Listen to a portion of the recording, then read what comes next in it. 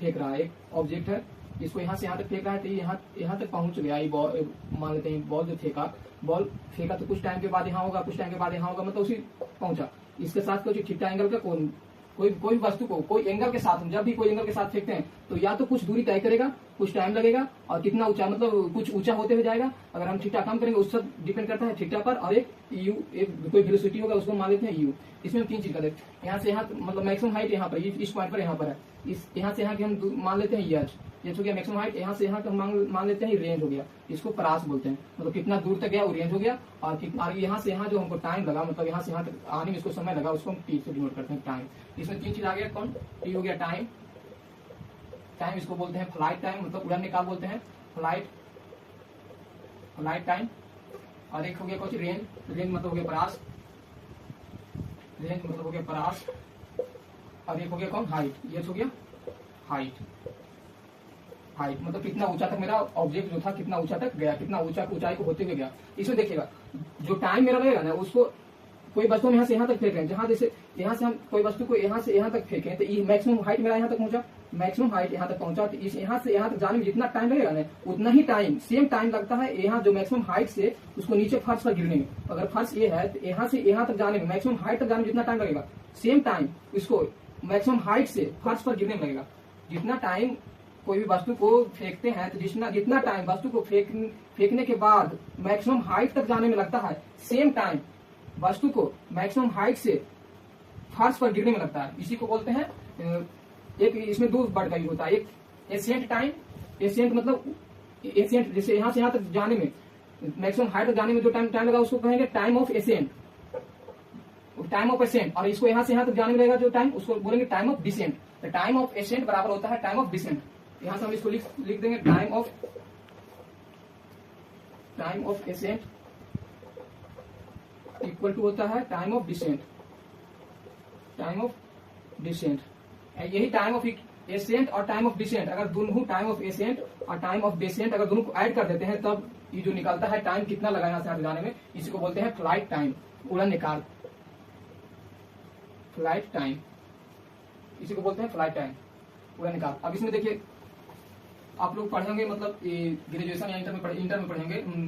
11th में, अगर कोई वस्तु को जैसे यहाँ से यहाँ तक फेंकते हैं थीटा एंगल के साथ, थीटा एंगल अगर इसको फिर यहाँ से लेते हैं ना, ई अगर नीचे जिसके साथ थीटा एंगल रहता है उसके साथ हम लेते हैं तो यहाँ पर होता है कॉस थीटा लिखा था, मतलब ए अगर लिखा मतलब कोई चीज ए हो गया बी हो गया तो ए कॉस थीटा यहाँ होता है, ए कॉस थीटा होता है। और अगर हम इसको लेते हैं बाई एक्सिस के साथ लेते हैं, इसके अपोजिट लेते हैं तो ए साइन थीटा होता है, साइन थीटा। अगर थीटा के साथ जो बनता है, थीटा के साथ जो रहता है उसको हम लेते हैं जिसके साथ, अगर इसके साथ थीटा रहेगा तो इसको हम इस बाई एक्सिस में लेंगे तो ये हो जाएगा मेरा ए कॉस थीटा, और अगर इसके थीटा का अपोजिट जिसको लेंगे, अगर इसको लेंगे तो ये हो जाएगा मेरा ए साइन थीटा, थीटा का अपोजिट साइन थीटा, थीटा के साथ कॉस थीटा। अब यही देखिए इसमें हम जब भी कोई वस्तु को फेंकेंगे तो नीचे सरफेस से ही फेंकेंगे, सरफेस से फेंकेंगे तो सरफेस से ही थीटा एंगल बनेगा, जब भी हम कोई वस्तु को फेंकेंगे तो नीचे से ही एंगल बनेगा, तो नीचे से एंगल बनेगा तो इसको हम यहाँ अगर हम एंगल के साथ लेंगे तो क्या हो जाएगा मेरा यू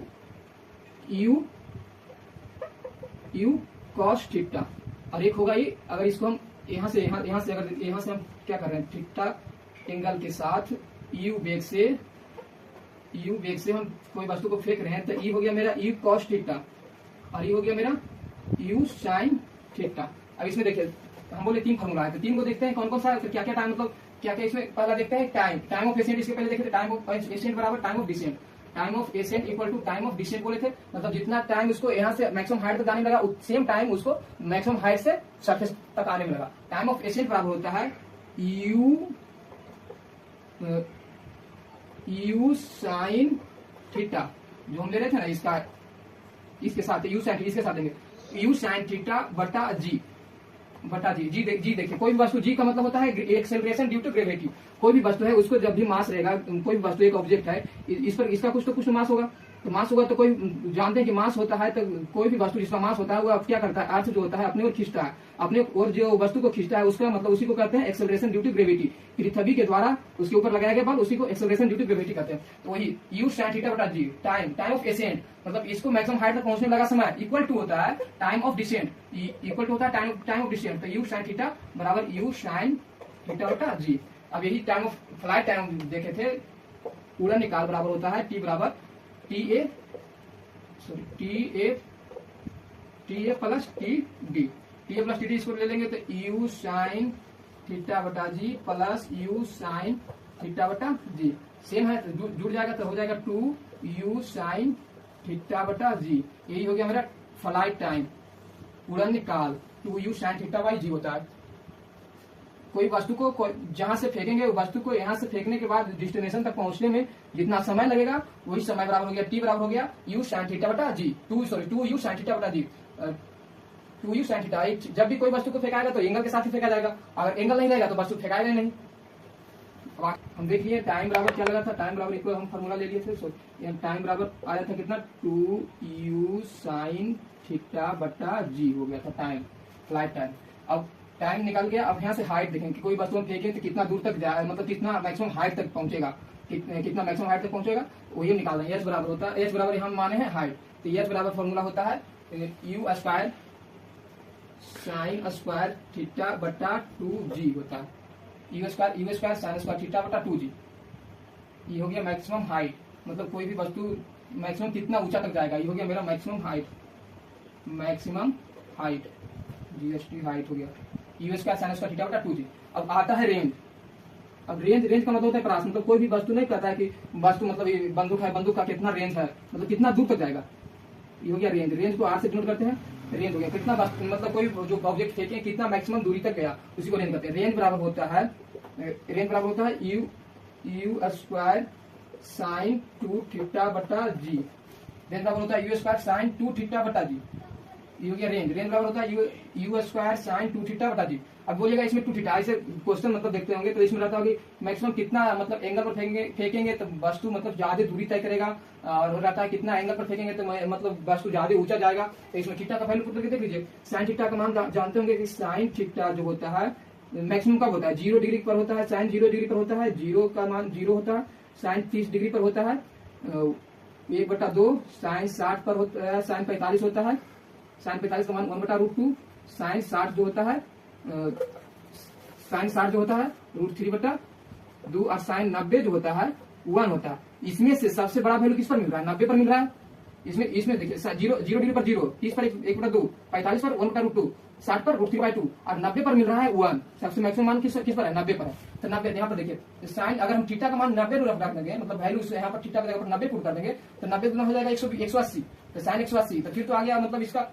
0 हो जाएगा, साइन 0, यहाँ साइन 0 का अपोजिट 180, तो ये तो नहीं लेंगे, मतलब पूरा 90 यहाँ पुट नहीं करेंगे। मतलब क्या पुट करेंगे कि हमको मतलब साइन 90 यहाँ जो वैल्यू है ना साइन का 90 मतलब हमको मान निकले, तो थीटा की जगह पर हम 45 पुट कर देते हैं, 45 गुना 2 90 हो जाएगा। तो वही देखिए साइन जो ये आपका फॉर्मूला था रेंज बराबर था यू स्क्वायर साइन 2 थीटा बटा जी। हम क्या बोल रहे थे, थीटा की जगह पर 90 रखे, 90 नहीं 45 रखेंगे, थीटा की जगह पर थीटा इक्वल टू 45 डिग्री। तो यहाँ देखिए यू स्क्वायर साइन 2 थीटा के मान 45 डिग्री, तो हो गया बटा जी, तो हो गया यू स्क्वायर साइन 45 के मान 90 डिग्री, 45 में 90 हो गया साइन 90 डिग्री बटा जी, तो हो गया रेंज बराबर हो गया यू स्क्वायर बटा जी। मतलब अगर हम कोई भी वस्तु को 90 डिग्री मतलब 45 डिग्री, थीटा हम यहाँ क्या पुट किए थे, थीटा इक्वल टू 45, अगर हम कोई वस्तु को 45 डिग्री एंगल के साथ फेंकेंगे तो मैक्सिमम रेंज मतलब मैक्सिमम दूरी तय करेगा। सबसे ज्यादा मैक्सिमम दूरी कब तय करेगा, थीटा मतलब 45 डिग्री एंगल 45 डिग्री, थीटा बराबर 45 डिग्री रहेगा तब सबसे मैक्सिमम दूरी तय करेगा। तो मैक्सिमम दूरी के लिए हो गया, ऐसे डायरेक्ट क्वेश्चन पूछा था, ये वाला क्वेश्चन आया था RRB में, मतलब कितना मतलब कोई वस्तु को मैक्सिमम मतलब 45 डिग्री के साथ फेंक रहे हैं तो कितना उसका मतलब रेंज होगा। तो रेंज होगा फॉर्मूला डायरेक्ट दिया था, वैल्यू मतलब नहीं दिया था कि सबसे अधिकतम होगा न्यूनतम होगा या 0 होगा, ये नहीं लिखा था, फॉर्मूला डायरेक्ट लिखा था R equal to u square बटा g, R equal to u square बटा जी। तो यही साइन थीटा का मान यहाँ 45 रखे, 45 का 2 90, 90 साइन 90 का मान 1 होता है,